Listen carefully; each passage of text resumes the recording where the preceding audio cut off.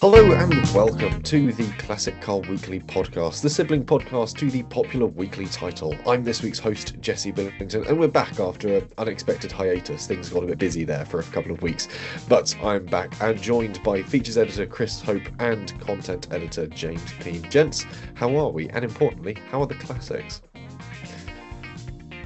Yeah, good. Have I talked about going to the Peak District? I know I've talked about the build-up to it, but have I actually had a chance to talk about it yet? No, I think we mentioned the run-up to it, but I don't think we actually got round to talking about doing it, because we sort of skipped a couple of episodes. My memory's like a sieve, much like the windscreen of the car. Yeah, we went over to the Peak District, some mates of mine and I, and it probably wasn't the best idea to take the Mini because the weather on Saturday was absolutely biblically appalling. So yeah, I took a very much a stubborn approach of I'm doing this whether the weather's going to be terrible or not, without really not appreciating what I was getting myself in for, sort of thing. But yeah, it was good. It was fun. Saturday was a bit of a washout, literally, and but Sunday was absolutely fantastic. We went over to Speedwell Cavern, and obviously enjoyed sort of the driving roads around there. Got some fantastic photography. And yeah, no, it was nice to actually spend some time driving the Mini. I've not been doing that much of it lately, so a proper adventure that I look forward to detailing in full to Classic Car readers in an upcoming issue. Very fun. James? Yeah, I was just talking about your Mini. I suppose it kind of pours fuel to the fire why people drive modern classics more and more. 90s stuff, it's a bit more usable, but then not part of the fun, is it, really? I mean, the windscreen wipers stopped working, and even when they were working again, I didn't really see much of a benefit from it. And yeah, I spent most of Saturday appearing as though I was attempting to reenact the steamy scene from the Titanic. It was pretty challenging driving conditions, and yeah, having a proper demister would have been a genuinely appreciated piece of tech, but it is what it is. We push on. I had a microfiber cloth to dab the corners of the windscreen to stop it puddling on the shelf below. And yeah, as I say, it is what it is. I think everyone was quite jealous of me on the Sunday. They reckoned that I had the right car for when the weather was dry and I could sort of nip along these sort of nice lanes and back roads and things like that. So, but yeah, on Saturday when visibility was poor and yeah, even with working windscreen wipers, it wasn't much fun. So. I was one of the few occasions where I was genuinely glad to just get out of the car and sort of know that I wasn't going to have to get back in it again for another 8 hours at least until the morning. So, yeah. I mean, my planned last weekend of working on the Beetle was ruined by the weather, so I don't really envy your experience. But yeah, I just stayed inside and had a cup of tea instead. Yeah. Yes, Storm Amy rolling through. Yeah, trying to think when the last time we did the podcast. I think I'd just got the MG running, but I hadn't actually driven it anywhere. I think I'd had my mate Richard come round and work. No, we hadn't even got that far. Yeah, so it's been a busy missing few weeks for the MG, really. So before going to Revival, a mate of mine came round, worked his magic on the MG, got it started up. Didn't take it to Revival in the end. I left it home because there's sort of a few other bits I wanted to chase out the system, just get it all sort of properly set up and running. While at Revival, spoke to the PR chap for Berlin, which is the sort of overarching company that owns SU, Amel, a bunch of other carbs, as well as Austin Cars, interesting enough. He said, "Oh, if you need any parts, drop me a line. We can get those sorted out." So immediately in the back of my head, I go, "Ooh, I could get some little performance intakes for the carburetors." Have a look on their website, spot the very nice billet steel ones. I'm like, "Yeah, I'll have 2 of those, please." So to their credit, Berlin got those turned around, sent over, and yeah, they arrived. Not last Friday, Friday before, just as I was leaving to head up to Sheffield to go see McFly versus Buster in concert. That's an aside. But I'd already dropped the car off at my mate's again to put it on his rolling road. So he's Richard Woolmer, part of Woolmer Classic Engineering. They do a lot of race car setups, race car maintenance builds and everything. And he said, I'll be able to squeeze it on the rolling road one evening. So dropped it off at his in the week, dropped off the new parts at his. He fitted the little trumpets to the carburetors, stuck it on the rolling road, and we are making, I do have the sort of numbers jotted down here. Here we go. It is 67 horsepower at the wheels, 80 at the flywheel, 87 pound-foot of torque at the wheels, and 100 at the flywheel. And we've got a dead flat torque curve from 1,000 RPM right the way through to 4,000 RPM with power good till 4,700, which isn't bad for a car that weighs a fraction over 700 kilos. And that's a very conservative tune as well, because the exhaust doesn't run hot enough to get a good probe reading for the oxygen mix. So we're going to try and get it before the NEC back to Richards, weld in a proper O2 sensor into the exhaust that we can plug into the rolling road and get an even better tune out of it. So we might be able to push 70 brake horsepower at the wheels is the end goal here. So which is sort of that magic, was it 100 horsepower per ton at that point? You're outlining this to a Mini owner and a Beetle owner. I mean, these figures are quite impressive, aren't they? So it's things the I can only torque you dream really of. notice. Yeah, it's the torque you really notice in that, because it properly bowls along. Picked it up from his Sunday morning, and then drove it straight from his, still covered in all the dust and dirt it accumulated after a year in my workshop, straight over to Bicester for the scramble as well. So I sort of parked it up on the lawn at Bicester for the first time it had been there since October 2023, which tells you just how long this has been coming. So yeah, it was nice to get it back out and enjoy it, and it sounds incredible. Now that it's got a proper little induction snarl to it as well, it's really breathing quite happily.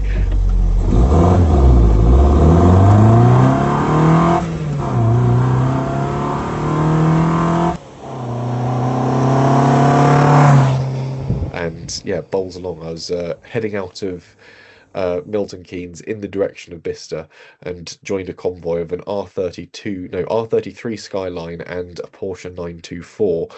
And the 924 owner pulled up next to me when we got to Bicester and said, "Gets off roundabouts quickly, that." And I was like, yeah, it's until you run out of gears as you get it into fourth, at which point all of a sudden sort of the Porsche had the legs. But he was like, "It's pretty nippy." I was like, yeah, it's yep. it's a good bit of fun.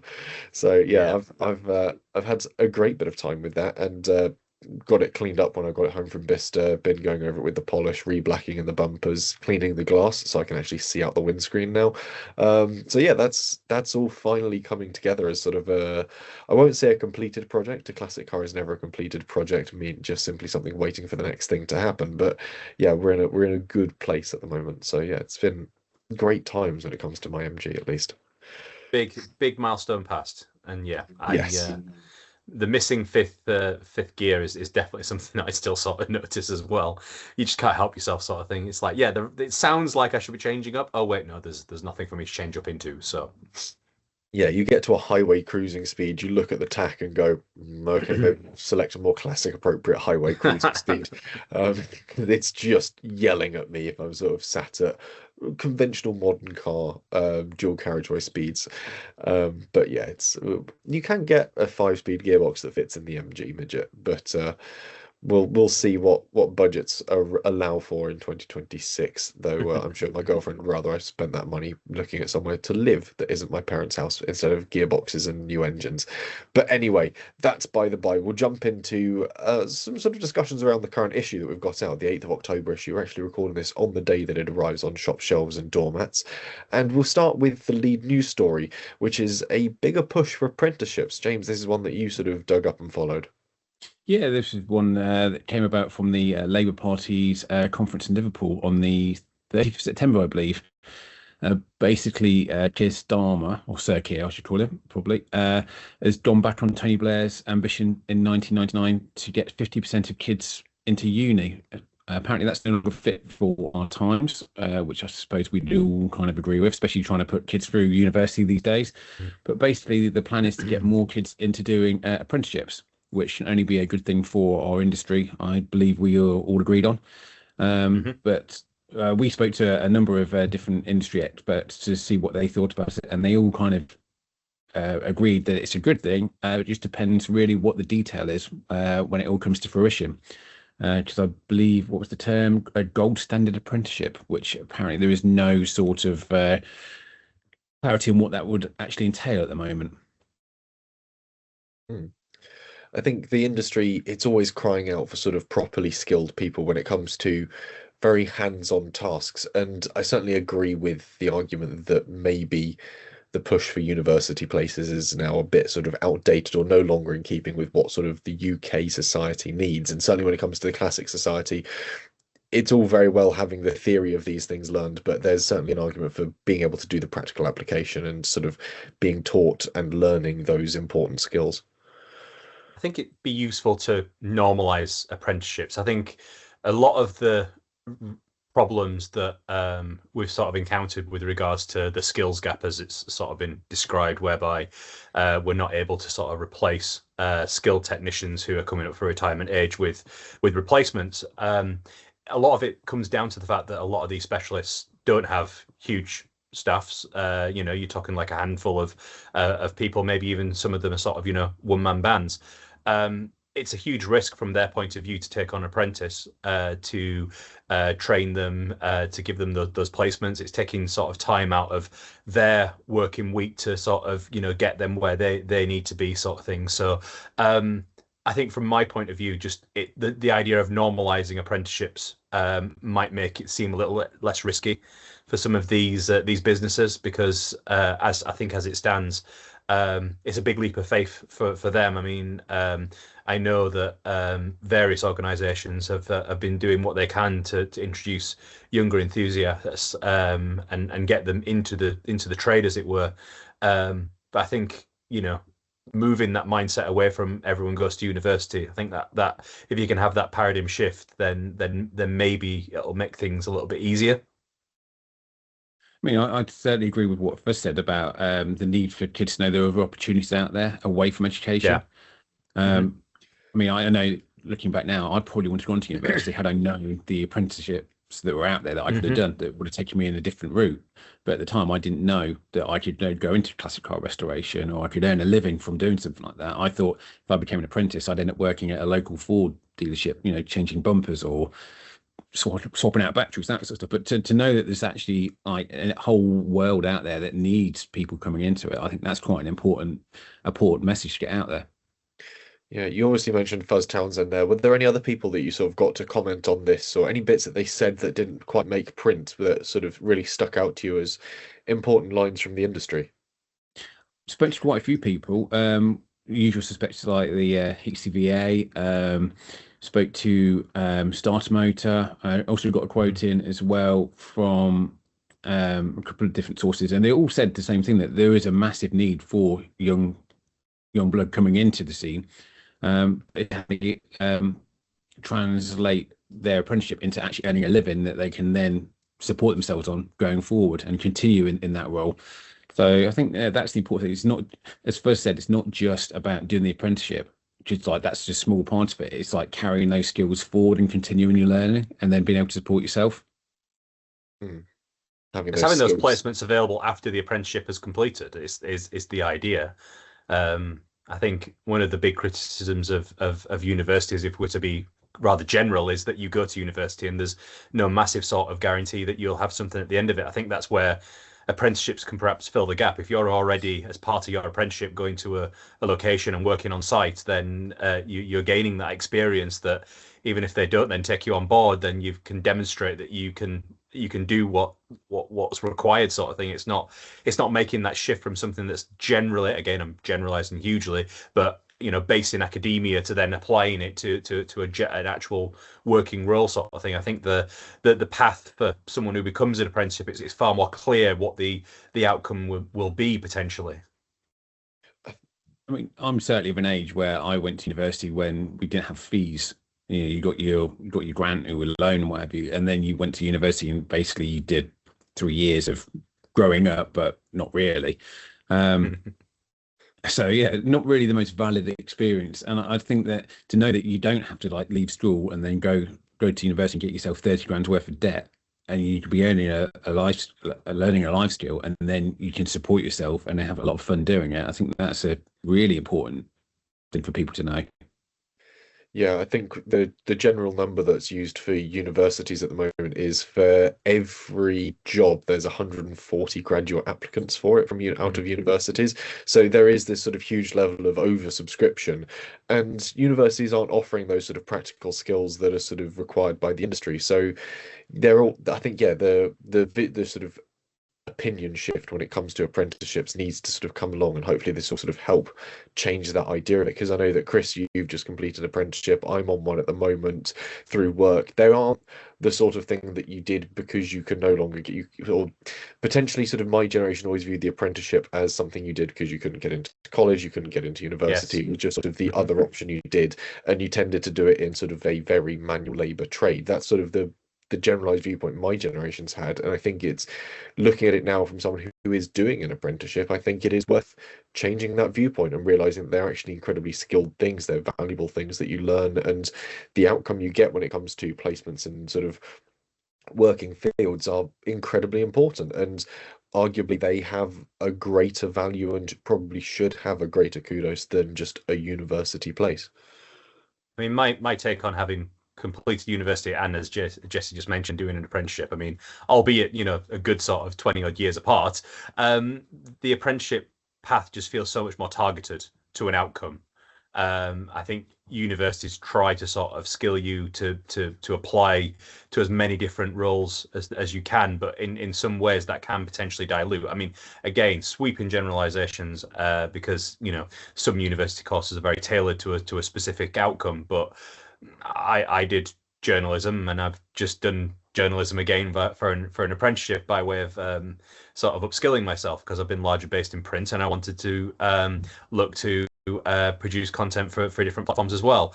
That's my particular take. And yeah, I don't see how a university course on classic car restoration could potentially work unless you've got that university has very close links with a series of manufacturers that can sort of place them as well. I think that's, again, I don't know, but again, the apprentices, from my point of view, seem like they can be the key to sort of dealing with the skills gap in a much more sort of targeted and effective way. It'd be interesting to hear from people who have done apprenticeships that have sort of led them into the classic world and sort of into these classic roles, and sort of see what they've learned and what they've sort of really come away with sort of knowing. I think potentially sort of, without wanting to sound like the editor, sort of making a rod for sort of James's back here and sort of saying this could be a great follow-up idea for you. But I think it'd be interesting to sort of know what the outcome from these apprenticeships is, and sort of where people are going with them. That would be, and sort of really sort of showing that there is this sort of great worth to them. We'll move on to another story, another one that James sort of truffled up this week, which is the rising costs and how it's affecting show outings and sort of the pinch that clubs are feeling. Yeah, I mean, this came about from a letter from a club, and they just sort of highlighted a few things that a few different clubs have mentioned, and I've come across quite a lot myself recently. And as much as it's the rising cost of going to shows is making it quite difficult for a lot of shows to clubs to commit to them. Obviously, we singled out the NEC as being one of them, but it's not just really the cost of the stand and everything like that. It's the general expenditure for the entire club, for its individual members to have to shoulder the burden of getting a car there, taking the stand there, feeding themselves. It's the hotel expenses. It's just everything across the board has got more expensive. So a lot of clubs, sort of like the Triumph Club we spoke to, which the Triumph 2500 register, and also the Cambridge Oxford Owners Club, also the same thing. It's not about the particular show. It's just about being a bit more choosy about what they can actually commit to for the club's funds. And it's, I've spoken to quite a few people, so we only mentioned a couple in this story, but a lot of people are feeling the pinch.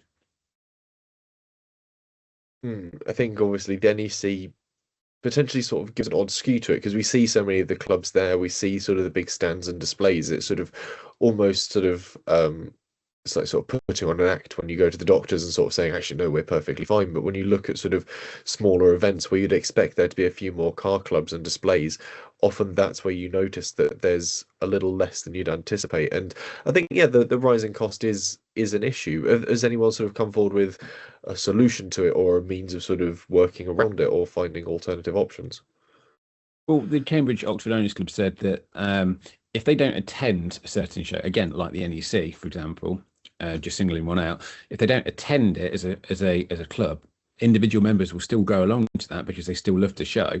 But what they have to then do is be a bit choosy about when they attend as a club. So if they've got a particularly interesting car for a stand, or they've got a big anniversary coming up, then they will come back, which they have done in the past, and they will do it again in the future. But having to commit year in, year out to the same thing, that's when it gets a little bit sort of like, hang on a second, can we afford to do this? And what's the value for the club? Are we going to get X amount of members? So certainly a smaller club might not attract any new members. It's not really worth them going for any particular reason. But a club like, say, an MG club, they're always going to be popular. They're always going to get new members. So it's worth the bigger clubs going. But the smaller clubs just have to be a bit more choosy about where and when they attend. That's exactly what I was going to dip into. I mean, ultimately, if you're from a club and you're sort of in charge of the finances, there has to be reasons to be there. One reason you've just mentioned is to potentially attract, generate interest, and put the brand out there and hopefully attract new members. The second one is possibly as a good meeting place for the members that do exist to come and chat, sort of thing. I just wonder whether maybe some of these smaller clubs have just found more effective ways of doing those things that doesn't involve them being at shows. It might involve them sort of talking in WhatsApp groups or on forums or things like that, and they get the same result without having to potentially spend the money that's involved, sort of thing. So I think technology is perhaps a little bit of a contributing factor here as well, in that you can get what you need in terms of that camaraderie and that sort of social aspect. The tools that are at our disposal now allows club members to sort of organize their own meets. You don't even need potentially a particular person involved with the club to organize that. It can be very ad hoc. It can be just a message on a group of friends, say I'm going to go to this car and coffee meet at the weekend, does anyone want to come and join me?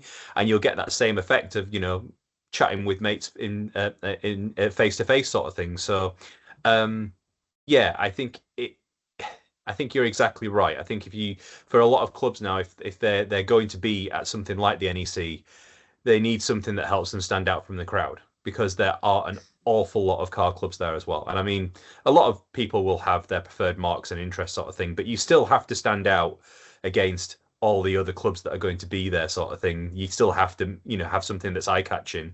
If that's not there, then it's perhaps, it's going to be challenging if it is that you set your sights on achieving X number of members over the weekend, isn't it? I mean, the great thing about a big show like the NEC as well is that, yes, certainly if a smaller club's not there one year, it might be there the following year.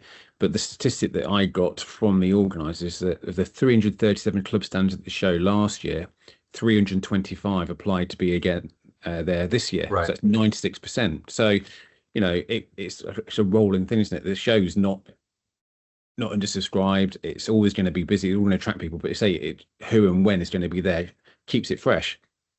Yeah, keeps it a little bit different. I mean, pulling on sort of experience from attending all three of the Bicester Scrambles this year, at the springtime one we had, I think it was the Lancia Beta Owners Club there, and they were celebrating their anniversary. They had a huge display of cars there, and again, because it's a bigger outdoor event, they had the space to do it. And also I think they might have been there sort of under invitation from Bicester to do it, so there wasn't sort of this you've got to pay to sort of take part in the show. It was sort of this invitational thing, which made it all of a sudden a very reasonable thing for them to sort of get along to, very sort of easy to finance, because if you're being invited along, all of a sudden the costs aren't there for you to have to sort of stump up. Obviously they can put up their flags and everything, they can do all the usual sort of standard addenda, but it was great for them to sort of bring eyes onto the sort of Lancia Beta coupes, and they had Clarkson's one there from the last Grand Tour episode. So they had this sort of great showcase of the car, but seemingly with sort of no further strings attached to it, which was great. And a very busy public event like the Bicester Scrambles, you get all these eyes on the club, you get the sign-ups, the interactions, the appreciation of the cars without any of the added hassle. So there is sort of potentially also competition when it comes to sort of having sort of car clubs at events, when you look at the other options that are out there. And again, we saw it at the autumn one recently, the Lotus Esprit Club was there. I think the Jaguar XJS Club was there as well. So you get these sort of huge paddocks of sort of these cars and the clubs coming together, and you get a huge array of people attending sort of the Bicester Scrambles. It's not just sort of classic enthusiasts, it's car enthusiasts more broader. And the result is you get these fresh eyes onto it. And again, it's only held 3 times a year. They cycle through what they've got on display. It sort of really helps bring different clubs and different cars to the fore. And actually, we did touch on it on the editorial comment about there is another option. There's the Interclub International weekend that we both went to last year, didn't we, Chris? Basically, it's a weekend where all clubs can come together and sort of spread the cost of, rather than hiring a particular venue. Yeah, they all come together, and it's a massive showcase for hundreds of clubs. You can't have a national that fills a massive venue, but you can if you club together with 20, 25, however many clubs it was, to make it happen, sort of thing. So it gives something back to your membership who perhaps don't quite like the idea of it just being 12 of them in a hotel and maybe want to have something that's on a grander scale. It gives you that sort of option at your disposal, sort of thing. It means that you're offering what you're offering to members for, their membership fee is suddenly enhanced. And that was a fantastic event. I think was it last year or was it the year before last? Might even have been 2023. But either way, I know it is something that the organisers are dabbling with having returned, because to all intents and purposes, everyone involved considered it to be a massive success. So there is light on the horizon when it comes to those sort of events. We'll duck into the final little story I wanted to pull out of the news section. This is actually one that sort of semi-relates to clubs as well, which was the Transit setting a new world record at their recent Chelmsford meet as well. I think this was on page 6 of the current issue. So if you're reading along as we're chatting, turn over to page 6. I don't know if anyone does that. That'd be quite interesting to know. Which... Obviously, we celebrated the Transit earlier this year. We had like some features on it, and I remember David and I sitting down and having a chat about sort of our Ford Transit memories. But 201 Transits in one event is an incredible sort of milestone to sort of get them all back together at Chelmsford City Racecourse. Well, apparently they had way more than that, but they were very strict on the amount of vehicles that were allowed in. They had to be actual panel vans, all moving under their own steam. So I think they started with over 300 for the convoy. The actual gathering was whittled down to 201 Ford Transit, which is, say, whittled down. That's still a tremendous amount of working class vans, isn't it, to have assembled of all generations. So, and everyone who attended got a certificate from the Guinness Book of Records as well, which was quite a nice feat, all in all. That is pretty fun indeed. I was going to say, there's a fair amount of transit, especially when you consider that sort of they were never set aside as a car or vehicle to be preserved. So for so many to sort of be restored and back on the roads and still being enjoyed and cherished it's easy to overlook the transit, I think, when it comes to the classic world. I've never seen a transit that like it's been cherished ever. Certainly not a modern one. They all look like they're disposable, aren't they? It's like, yeah, I don't think anything faster on the road than an empty transit. Having driven a fair few transits, I can say that they are rarely driven in a manner that has the idea of preservation behind them, and that goes from sort of modern transits that are on the road at the moment to even when I was sort of allowed to sort of sit in the middle of the bench seat and operate the gear lever on my dad's old 2002 flatbed, which had an LPG conversion. But yeah, I remember that was never driven with any great means of care. But it was funny because I was looking through the photos, obviously, to produce this feature, and there were so many sort of marks of transit or eras of transit, like all the 90s stuff. I thought, God, I remember those being everywhere. I can't remember the last time I saw like a 1990 transit anywhere outside of a show, which even then it's a rare sight, isn't it? Like a Mark 3. Yeah. I think the last Mark III transit I saw probably would have been like, I think one of the super vans that would have been at Goodwood Festival of Speed, and even then that's sort of like a very special case when it comes to seeing a third gen transit. So that's incredible. My dad's had transits and has just never gone back, sort of thing. He's been owning transits for the better part of sort of 15 years now. So, and just they've been adapting with the various things that he's required of them. Sometimes it's been used for haulage. Sometimes it's been used for recreation, having various sort of paddle boards attached to it, so that he can at the weekend go and engage in that sort of thing. But yeah, it's very sort of, I mean, these are modern transits, these aren't classic transits, but that DNA of the Transit being designed as a vehicle that could be driven like a car, I think has very much been key to its success and key to how so many Brits have endeared themselves to it, sort of thing. You can use a Transit as an everyday vehicle. It's it's might not be for everybody, but I know that my family in particular are quite taken with that idea of having that high up seating position, viewing all of the traffic in front of them, somehow feels safer. Somehow, you have that observation of what's going on in sort of 5, 10 cars ahead of you, sort of thing, and they just see them as versatile sort of tools that they just can't do without now. So yeah, the Hope family in particular has a bit of a soft spot for transit. So yeah, this was a great story to see. It's kind of one of those funny things. If you don't drive a van every day for like work and you hire one, it feels like a bit of like a magical special. experience. It's like, God, I really enjoy driving this. It's like, yeah, I'd do it more often. I can't say, having spent a lot of time driving vans in jobs before Classic Car Weekly, that there's anything magical about driving vans. I think my best van driving experience have to be when I was a very brief period spent as a postman driving a absolutely ruined Vauxhall Combo around St Albans for a couple of shifts, and I have never experienced something that you could drive at 110% constantly and never be in fear of breaking the speed limit.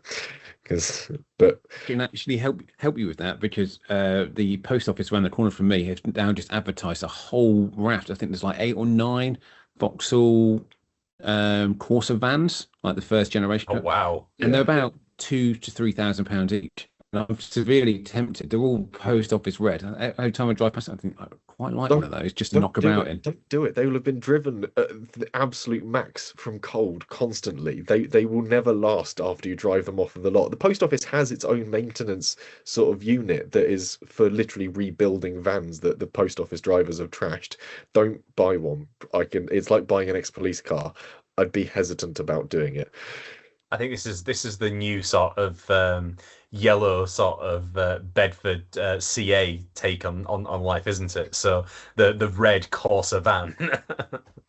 Yeah, it was the Astramax van of sort of the 90s, and then it was obviously the Corsa van, and then it became the white van, sort of the white Ford Transit of sort of the early noughties. They were always the ones that you were always being driven sort of on their door mirrors through sort of urban districts doing deliveries. And yeah, having experienced certainly the post office van at the limits of its traction, power delivery, and braking, I can say that don't buy one secondhand. But anyway, speaking of sort of driving vehicles in a racy manner, we'll dive into Out and About in this week's issue, which actually looks ahead to 2026 and Brands Hatch, which is getting ready to celebrate its centenary. They have got something lined up called, I think it is let me get the page together, the Brands Hatch Centenary of Power. And I'm quite looking forward to this actually, because I enjoy Brands Hatch. It's very close to my London Ford operating base. And they always have some absolutely brilliant classic racing events while on throughout the year. And next year, they're looking to sort of squeeze in a few extra ones as well. Motor Racing Legends have got a big grid coming together for a couple of events. They've tweaked and sort of retuned the Super Touring series. That's coming back again. And obviously they've got Masters Racing there as well throughout the year. So there's a lot to look forward to. And yeah, I think Brands Hatch turning 100 years old is certainly something incredible indeed. Yeah. Certainly call for at least of the way we were. We must have a historic image of Brands Hatch somewhere. Oh yeah, almost certainly. So Put it in your notebook. But no, I got a great quote, which unfortunately didn't make it into print, from Group Motorsport event manager David Wiley. Naturally, Brands Hatch's centenary year is something that has been on our mind for quite some time. This is a once in a lifetime chance for us to celebrate the circuit's heritage all season long in a special way. Given the sheer breadth of motorsports Brands Hatch has hosted over the years, it was clear to us all that a full calendar of commemorative events was the only way to go. So there is a focus on an expanded lineup of historic race meetings, not just four wheels, but also two. There is a great scene for historic motorcycle racing as well. And yeah, obviously all their big mainline events, superbikes, British touring cars will be heading along too. So yeah, I'm going to be keeping an eye on the news feed coming out of Brands Hatch. And you guys fancy taking part or heading down to any of their centenary events? yeah, definitely. Long way to go, but yeah, I'd never say no. Make a weekend of it. There's some big ones. But anyway, we'll move on from sort of the news and events pages to the main feature in this week's issue, which was a really fun one actually. Chris posited sort of a challenge to sort of pick out some cheap classics that I think all turn out to be tax exempt, and there was some interesting cars that were selected for this one, weren't there, Chris? Yeah, I can't take credit. It was editor who wanted to sort of run this particular feature. I think we're well aware that if you're looking for value for money, that's often catered for most greatly by the modern classic scene. However, we're sort of acutely aware that if you do go down that path, you can encounter difficulties in day-to-day running, be it tax, be it the cost of insurance, particularly if you're a younger enthusiast. We're all of a mind, really, that if you are looking to be as clever as you can with the money that you have available, then really you do want to look at tax exempt buy sort of thing. So we set ourselves a £5,000 limit, and we were sure to sort of back up our assertions by looking at cars that are in our own classifieds to show that they are available for that price sort of thing. And yeah, it was a really sort of eclectic mix. I mean, a lot of family favorites. I mean, it will surprise no one that James picked 1970s Beatles, but a lot of the Beatles rivals are there. You've got the Herald, you've got the Viva, but I mean, there's other sort of classics as well. I mean, I thought your choice of the 190 Merc, Jesse, was quite an inspired one. That's a vehicle that always tends to be sort of underappreciated for reasons that do not make sense to me. The bargains are absolutely there, sort of thing. And I was quite surprised by your other choice as well, James. I thought the days of getting Mark II Golfs were sort of long gone, but I think a lot of those sort of views are maybe sort of coloured by the number of GTIs that I see in the auction listings and in the cars for sale section. If you can find a non-GTI, a driver or something like that, then yeah, you could potentially be quids in, couldn't you? It's one of those things that like you always think automatically Golf GTI, but then if you sort of go down a little bit further down the food chain, you get some really nice cars for the money. And actually, they've got a character of their own. I mean, I think one of the most comfortable cars I ever drove was a Golf driver with like a tweed interior. It was like a burgundy exterior with like a harvest gold tweed inside, and it was just so comfortable. It was a great car, and it was a friend of mine who owned it, and it was dirt cheap as well at the time. It's probably only a couple hundred, maybe a grand more now to buy that car, but even then, it was a cracking little motor that he drove every day. Not even that long ago. I'm not going to spoil things. I think if you want to find out some of the other cars, then you should absolutely go and pick out today's issue. But what we have tried to do is give as many options as possible for those people who it doesn't have to be. It wasn't especially aimed at younger enthusiasts. It can be just those who are keen to expand their collections, but maybe don't have the most money to spend. We were just trying to get people's money to go further, sort of thing. Picking out something that's fun to drive and straightforward to look after, and also isn't going to sort of feel like yet another sort of Netflix or Amazon subscription in terms of the outgoings every month. Hopefully, you can look after it yourself, and it's not going to prove to be too expensive. I mean, again, without spoiling any of the cars that are in the selection, what I found most interesting was that actually all cars, if you were to look back through all of our history, we've either all owned or have aspired to. I think most of these cars we've owned, looking at the list. So it's not just a case of like plucking a random bunch of cars for £5,000 out. It's actually, yeah, we'd all own these. Comes from our own experience. Yeah, and when it comes certainly to sort of young people getting into classics, I think I can count there's at least 5 of the cars in this list. So half of them I know are currently owned by sort of young people that I know of in the sort of the classic scene. So it proves that there is sort of, certainly when it comes to my generation, this interest in these older cars. I think the Mercedes really is sort of the top end of that age bracket. And again, they're sort of really finding its feet with my generation, getting into classic cars, getting something that's a little bit different, but usable and drivable. But I know there's obviously loads of people in the Midget and Sprite Club that have got the 1500 midgets because they're the cheaper ones to get hold of. But I spoke to two people across the weekend at the Bicester Scramble that have got Triumph Heralds. Again, another someone who's about my age works as a machinist over at one of the motorsports sort of shops there, and she absolutely loves her Triumph Herald. And again, it just sort of goes to show that the affordable end of the market is really sort of is being kept alive a bit by sort of the younger people and these sort of more left field choices when it comes to buying classics, because they are sort of the forgotten ones. They aren't the top spec ones, the high performing ones, and they're enjoyed, which is nice.